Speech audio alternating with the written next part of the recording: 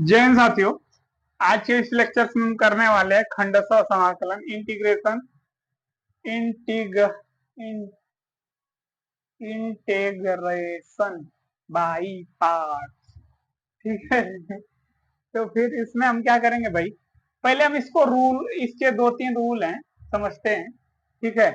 इसका पहला रूल क्या है भाई, वो ये कहता है कि अगर, पहला रूल है कि दो फलन हो, अगर अगर मान लीजिए कोई दो फलन हो, मान लीजिए x1 x2, दो फलन हो और इसमें से एक फलन ऐसा हो कि जिसका हमको इंटीग्रेशन नहीं आता हो और एक फलन ऐसा हो जिसका इंटीग्रेशन आता हो। ठीक है, यहाँ पे मान लेते हैं डियर। अगर जिसका नहीं आता है तो उसको क्या मानेंगे, फर्स्ट, और जिसका आता है उसको क्या मानेंगे, सेकेंड। ठीक है, ये पहला रूल। दूसरा रूल क्या कहता है भाई कि अगर कोई इंटीग्रेशन है और जिसमें फलन गुणनफल के रूप में अगर दो दिया हुआ है और हमें दोनों ही का पता हो कि नहीं भाई, दोनों का हम जो है इंटीग्रेशन संभवतः कर सकते हैं, तो जो इसमें x के पावर n के रूप में जो रहेगा उसको हम फर्स्ट मान लेंगे और जो दूसरा वाला रहेगा उसको सेकेंड मान लेंगे। ठीक है। आइए, तीसरा रूल क्या कहता है भाई, तीसरा रूल कहता है कि अगर खंडशः समाकलन के सूत्र प्रयोग के अनुसार अगर एक से अधिक बार किए जा सकते हैं, जैसे एक बार इंटीग्रेशन हमने किया फिर उसके बाद इंटीग्रेशन आया, अगर उसमें बन रहा है तो हम एक से अधिक बार, अगर दो बार, तीन बार, चार बार अगर करने की इच्छा हो तो चार बार भी कर सकते हैं, अपना आंसर आना चाहिए। ठीक है। और जब लगे कि नहीं, अब हम इसको कितना भी करें, करते जाएं तो इनफाइनाइट ही आने वाला है, लेकिन ऐसी नौबत आती नहीं। तो जेलवा लग रहा है यार, केजरीवाल साहब वाला बन गया।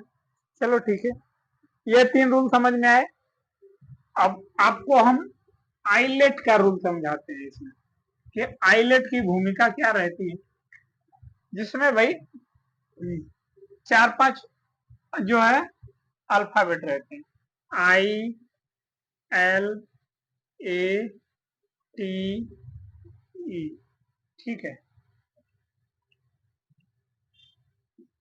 आई का मतलब इनवर्स ट्रिग्नोमेट्रिक फंक्शन। इनवर्स का मतलब क्या होता है भाई, प्रतिलोम त्रिकोणमिति। प्रतिलोम त्रिकोणमितीय त्रिकोणमितीय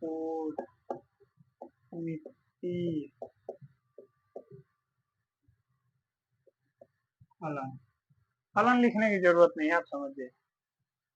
यल का मतलब क्या है, लघुगणकीय फलन, यानी लॉगरिथमिक फंक्शन। ठीक है, लघु गणकीय फलन। ए का मतलब क्या है भाई, आइजेब्रिक फंक्शन, यानी बीज गणितीय फलन। बीज गणितीय फलन। ठीक है। टी का मतलब ट्रिग्नोमेट्री, यानी त्रिकोणमितीय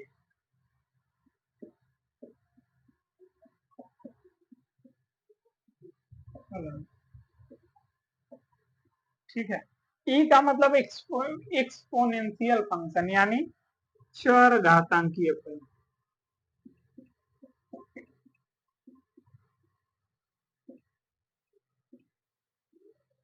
ओके, ठीक है, आप इसे देख लीजिए।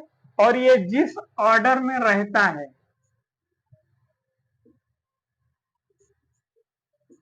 ये जिस ऑर्डर में रहता है उसी ऑर्डर के अनुसार यूज भी करते हैं। अब जैसे कोई हमें लिए हैं इंटीग्रेशन करने के लिए, अगर ये आगे पीछे ससुरे सब डीजे बजा रहे हैं, यार मेरा माथा खराब हो रहा है, क्या अब इसमें हम लेक्चर्स करें। ससुरे सबको बियाह करे के बाद बियाह करे के चाहिए तो अपन माई बहन करा और वहां समझा जा रहा है, वो भी दिनों में।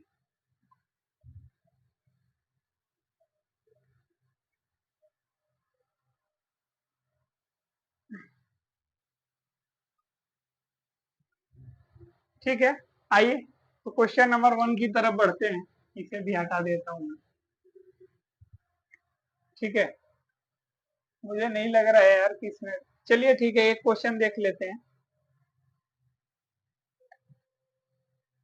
एक क्वेश्चन देख लेते हैं, बाकी बाद में देखेंगे। पहला क्वेश्चन हम लेते हैं भाई, integration of 1/x² log x। क्योंकि देखिए इस क्वेश्चन से स्पष्ट हो रहा है कि ये log x है, और log x का इंटीग्रेशन करना हमारे बस की बात नहीं है, तो इसे क्या मान लेंगे भाई, फर्स्ट इसको क्या मानेंगे, सेकेंड। तो हम इसको कैसे करेंगे भाई, देखिए तो हो जाएगा log x। ठीक है, integration of 1/x² minus D D x log x. ठीक है, और उसके बाद integration of 1/x² D X. ठीक है, अब देखिए किस प्रकार से होगा भाई, तो ये log x को जैसा तस रहने देते हैं, ये 1/x² को हम अलग से करके देख लेते हैं। ठीक है, तो ये x के पावर -2 हो जाएगा, यहाँ पे +1 अपान में -2 +1, यानी ये हो जाएगा भाई x के पावर -1 और माइनस, यानी यहाँ पे हम लिख सकते हैं 1/x। ओके, यानी हम इसके स्थान पर ये मान को पुट कर देते हैं। ठीक है, तो यहाँ पर क्या आ जाएगा भाई, -1/x। ओके, ये -1/x into -1/x D x, यानी हम कह सकते हैं इनको सीधे सीधे हटा देते हैं, और यहाँ पर हम डी एक्स लगा लेते हैं, ये हो जाएगा प्लस, और यहाँ पे हो जाएगा x²। अब इसको पुनः हम इंटीग्रेट करेंगे, तो ये हो जाएगा -1/x log x, ये हो जाएगा -1/x प्लस सी, या हम कॉमन भी कर सकते हैं, तो आएगा क्या, x, sorry, log x plus, अरे यार 1 प्लस सी। ठीक है, ये अपने इंटीग्रेशन की वैल्यू हो जाएगी। एक बार चेक कर लेते हैं क्या सही है क्या, बिल्कुल सही है, वो यहीं पे छोड़ दिया, आप कॉमन कर लीजिए। ठीक है, यही आंसर हो जाएगा। तो दोस्तों इस वीडियोस को यहीं पे छोड़ देते हैं, क्योंकि हमारे गली में जो है किसी की पता नहीं शादी है क्या है, मुझे मालूम नहीं, सब जो है डीजे बजा रहे हैं, तो हमें लग रहा है शायद वीडियो खराब हो जाएगी। ठीक है, बाकी मिलते हैं नेक्स्ट लेक्चर में। जय हिंद।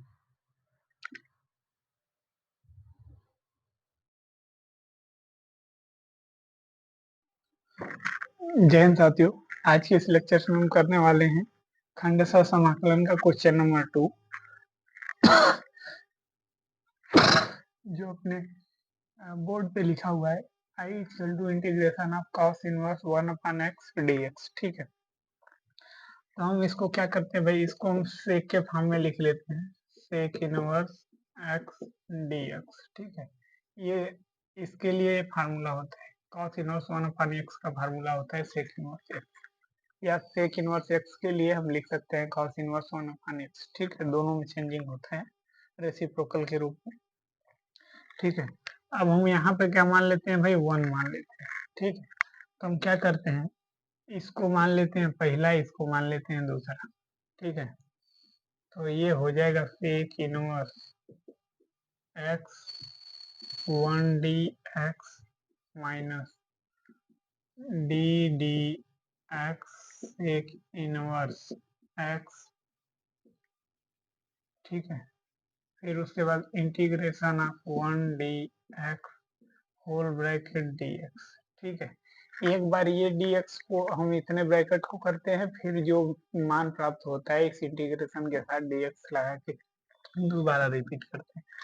ठीक है, तो यहाँ पर हो जाएगा सेक इनवर्स x, ये 1 का हो जाएगा x माइनस इसका हो जाएगा 1 अपान में x root of x² -1 into में x से x कैंसिल, ये हो जाएगा dx। अब देखिए इसको हम देख रहे हैं लाख के फॉर्म में हमारा एक फार्मूला बन रहा है, तो यहाँ पे हो जाएगा सेक इनवर्स x माइनस ये हो जाएगा log X plus root of X square minus 1 plus C. Match कर लेते हैं, बिल्कुल सही है आंसर। तो ये हमारे इस इंटीग्रेशन के लिए ये हो जाएगा आंसर। ठीक है, आप इसे ध्यान दीजिए। ये जो एरो लगाते हैं इसका मतलब आप यहाँ पर यहाँ पर यहाँ पर आई लिख लिया करिए। अब हम हर जगह आई को लिखेंगे तो उसमें टाइम वेस्ट जाता है, इसलिए हम वहीं पे छोड़ देते हैं। ठीक है,